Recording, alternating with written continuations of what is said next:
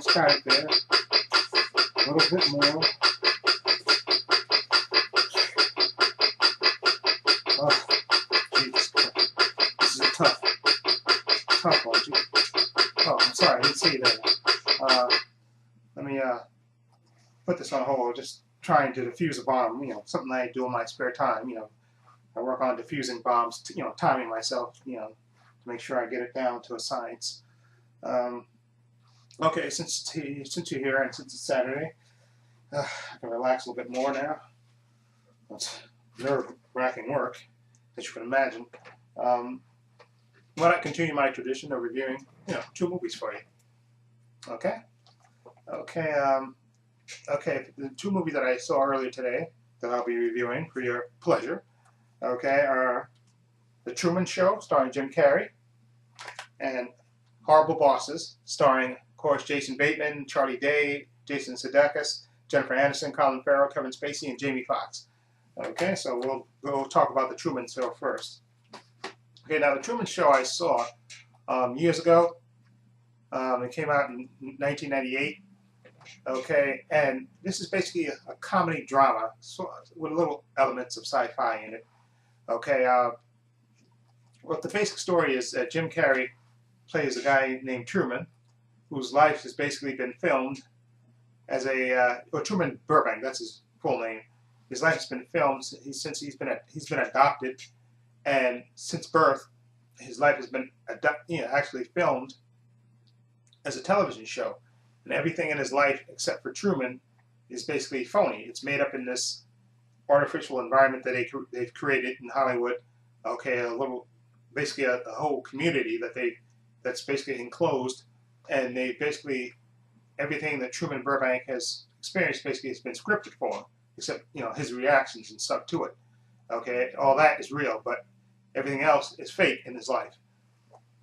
Okay, and the movie begins. He's an insurance adjuster, a worker, and you see him at the beginning of the movie. He's having this desire to go to Tahiti, travel and get out from this, ordinary world. You see it. It's like his life is almost like fairy tale like, in that he has a loving wife, he has a best friend, he has a job. He drives to work, says hello to the neighbors, meets people along the way to work, goes to work at his job, but still in the back of his mind, he's always thinking about going to Tahiti and getting out from under his ordinary life, basically, and which is, like I said, it's basically mapped, and everybody except Truman is aware that it's a TV show.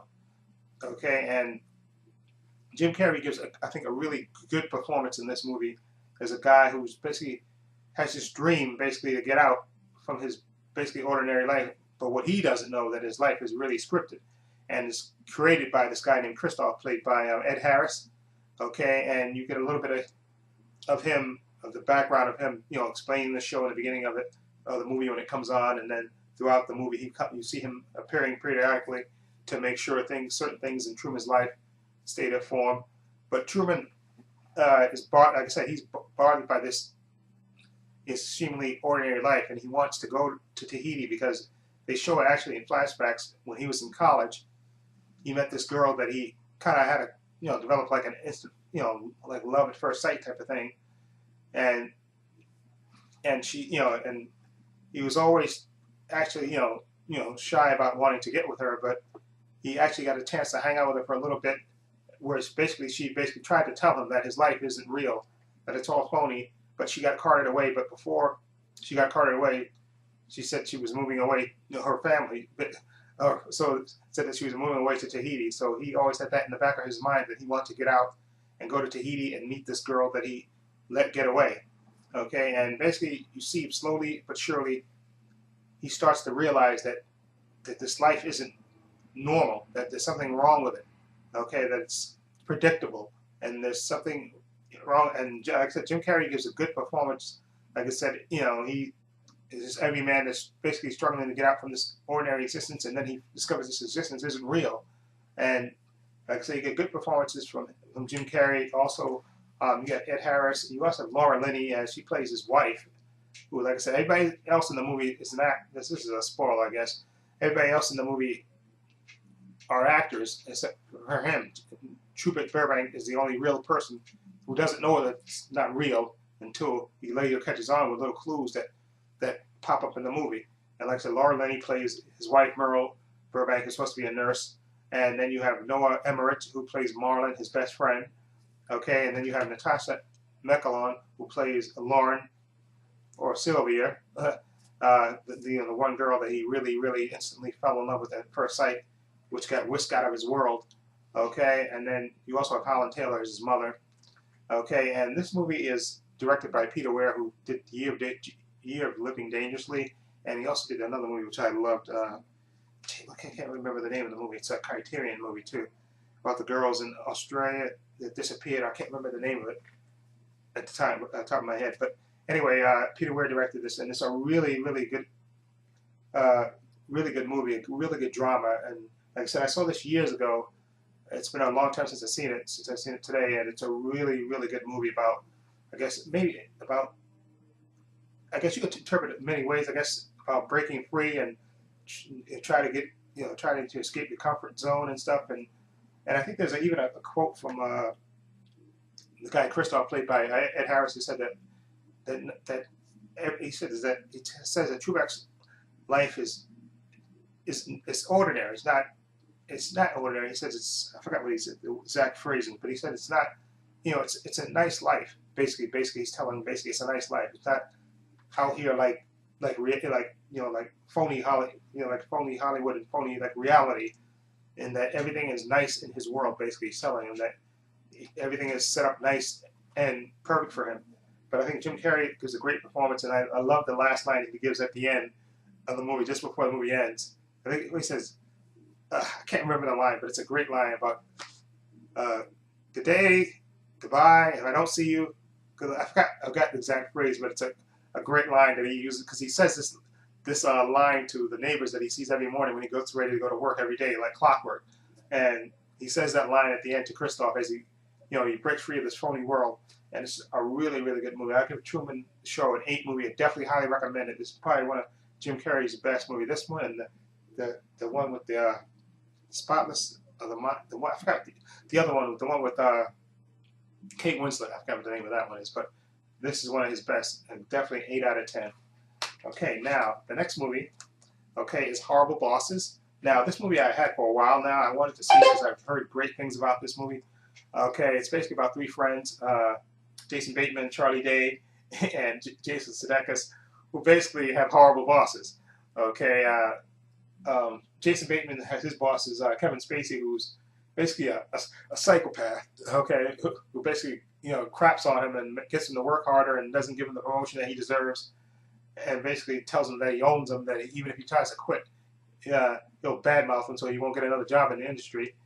And then you have Charlie Day, who works for Jennifer Aniston, who's a dentist. He's a dental hygienist, and she basically sexually harasses him, basically making all kinds of inappropriate sexual contact with him, and phrases, and grabbing his ass, and making all these suggestive remarks. He doesn't have it that bad, okay? Okay. And then you have Jason Sudeikis. His boss is Colin Farrell, who basically he works for a company, and once his father dies, he's an ass. Basically, Colin Farrell plays a real douchebag who's just interested in whores and making money, and he doesn't care how the company runs as long as he makes money. Okay, so basically he wants Jason Sudeikis to start firing people and doing things the cheap way so he can get more money. He doesn't really care about the people in the company. So they're all frustrated with their bosses, and they basically want to get rid of them. Okay, so basically they decide, why not hire somebody to kill our bosses? It would be that much better. Okay, so to do this, they go to a skeevy part of town, and they run into Jamie Foxx's character, who agrees to be their murder consultant, and basically tells them that they should each do each other's murders, sort of like Strangers on the Train, Alfred Hitchcock. So that way, there's no motive. When the bosses turn up dead, they won't be suspected because because each other doesn't have motives for their for their boss's murder. Okay, and I thought this movie was hilarious, absolutely funny as hell. And like I said, Charlie Day was funny as hell. I know he's in that showed us on FX, which I don't watch. But so this is the first time I really was exposed to Charlie Day, and he had me cracking up. It's this guy that got he just basically being put upon by Jennifer Aniston, who looks incredibly hot in this movie, and basically she's sexually harassing him. And before I saw the movie, I didn't understand why would he have a problem with that. But he's like, he has a fiance, of course, he's supposed to get married, and basically she's blackmailing him that basically if he doesn't have sex with her, she's gonna show her his fiance all the pictures of, she took pictures of him when he first got hired, and she gave him dental work and put him under, and she took all these sexually suggestive pictures.